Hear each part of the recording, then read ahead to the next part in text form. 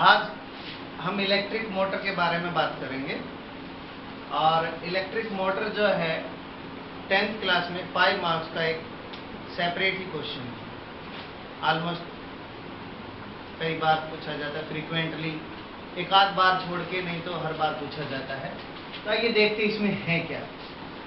तो पहले इसकी कंस्ट्रक्शन देखते हैं। एक दो हैवी मैग्नेट्स लेनी पड़ती हैं। दो हैवी मैग्नेट्स आप ले लें,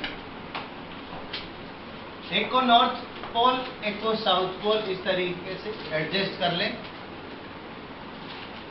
ये एक आर्मेचर है, दिस इज आर्मेचर। आर्मेचर क्या होता है? एक सॉफ्ट आयरन कोर की एक प्लेट होती है जिसके ऊपर कॉपर की वायरिंग होती है, और कॉपर के वायर का ऐसे डायरेक्शन मान लेते हैं कि ये प्लस ये माइनस, ये सप्लाई है हमारे पास, ठीक है, करंट आ रहा है इधर, और ये फिर इधर ये ब्रश है, this are brush. Brush normally जैसे ब्रश होता है जिसमें कुछ हेयर होंगे और कोई सॉलिड चीज अगर वैसे घूमेगी तो वो इस पर टच करते रहेंगे, बस इस तरीके से ये ब्रश है दोनों तरफ। इसको B1 इसको B2 ऐसे ले सकते हो। ये हमारे पास शाफ्ट है जिसे शाफ्ट कहते हैं, शाफ्ट कहते हैं। जैसे कोई चक्की है या कोई मशीन है जिसपे पट्टा लगता है, वो वाली रोड ये शाफ्ट। इसमें ये देख रहे हो दो रिंग हैं जो इस शाफ्ट पे लगी हुई हैं, मगर दोनों के दोनों स्प्लिट रिंग्स हैं, कंप्लीट नहीं है, शी शेप की रिंग्स हैं, इन्हें स्प्लिट रिंग्स कहते हैं।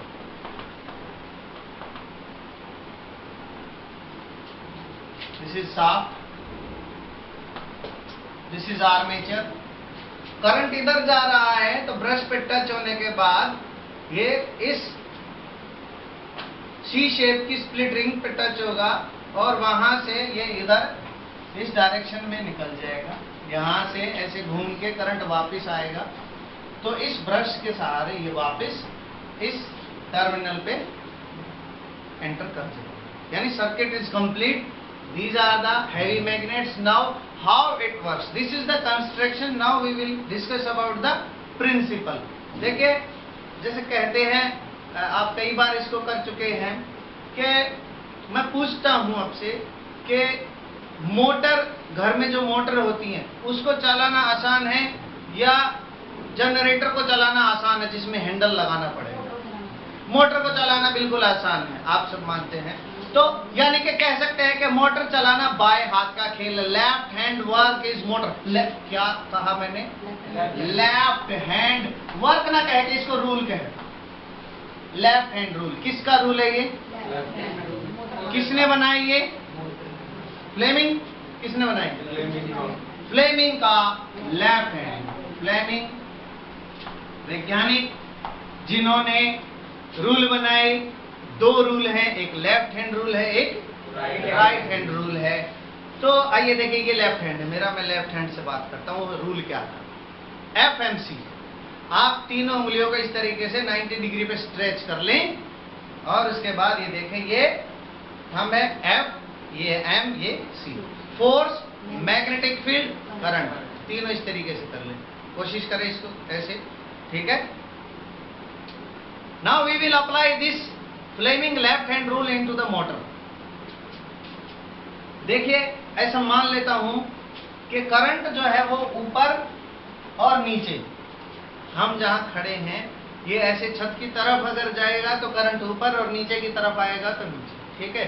उसके बाद फोर्स, बोर्ड के अंदर फोर्स जाएगा या बोर्ड से बाहर फोर्स आएगा। तीसरा, ये मैग्नेटिक फील्ड नॉर्थ से साउथ में जाता है तो ये ऐसे सामने जाएगा। तीनों डायरेक्शन परपेंडिकुलर हो गई, ऐसे ऊपर से, और ये तीनों 90 डिग्री पे हैं डायरेक्शन। फ्लेमिंग के लेफ्ट हैंड रूल में इसको अरेंज करके देखते हैं। FM, M is the magnetic field, बिल्कुल सही है इस दिशा में। C, करंट ऊपर जा रहा है, ये C है, FMC। C ऊपर लेके जाओ, करंट ऊपर की दिशा में है, मैग्नेटिक फील्ड इस दिशा में है, तो मेरा अंगूठा किधर गया?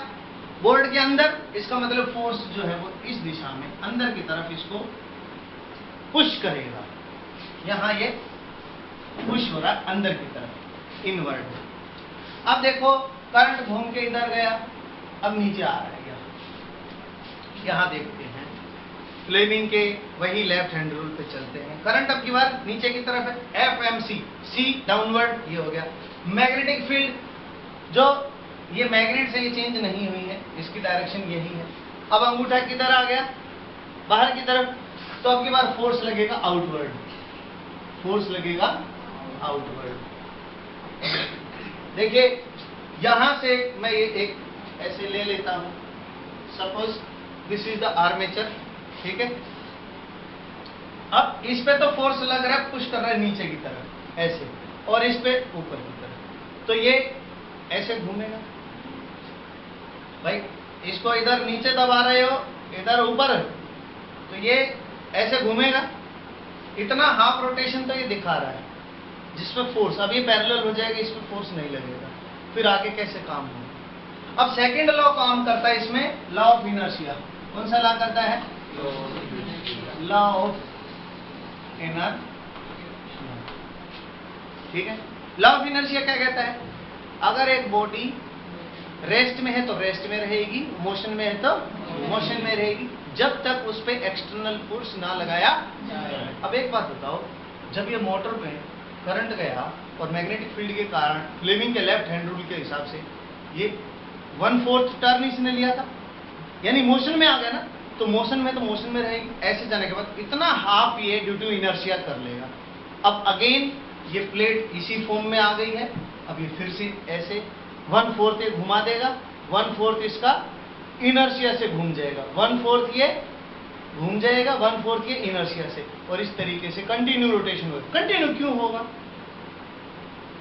क्योंकि करंट हमेशा इसी डायरेक्शन में चलता रहेगा।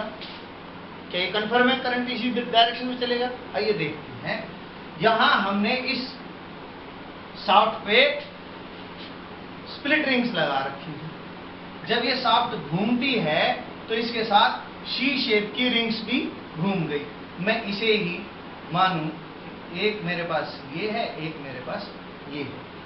अब इसको मैं 1, इसको 2 लिख रहा हूं। अभी जो 2 है वो इधर है और 1 मेरी तरफ है। जब ये घूम जाएगी तो इसमें क्या होगा, ये 1 जो है ये उधर गया और 2 इधर आ गए। इसका मतलब है ये स्प्लिट रिंग्स जो है ये ब्रश से अटैच है।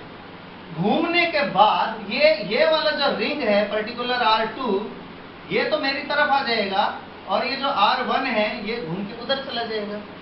रिंग घूम गई, क्योंकि बीच में से ये कनेक्टेड नहीं है, तो जो करंट इधर था, ब्रश में करंट अटैच है, तो करंट वहीं रहता है। ये जब रिंग उधर गई तो इस रिंग पे R1 पे करंट नीचे की तरफ अटैच रहेगा, और जब R2 में करंट नीचे की तरफ आ रहा है, जब ये R2 इस R1 की पोजीशन पे आ जाएगा तो इसमें करंट ऊपर की तरफ ही चलेगा। क्योंकि ये ब्रश हैं, ये बहुत ही हल्की हैं ब्रश, और जैसे मैं उंगलियों के बारे में बात करूं, जैसे ये मेरी उंगली ब्रश समझो, ये ऐसे घूम रहा है, बस स्प्लिट रिंग्स आती रहेंगी, इस ब्रश से हमेशा अटैच रहेंगी। इनके बीच में बहुत माइन्यूट गैप है, ऐसा नहीं है कि बहुत दिनों बाद ही आएगा। पलक झपकते ही रिंग आ जाती हैं तो करंट कंटिन्यूअस रहता है। समझ में आया? ये है मोटर की वर्किंग। आपने इसका कंस्ट्रक्शन, प्रिंसिपल और वर्किंग ये सब लिखना है। Thank you.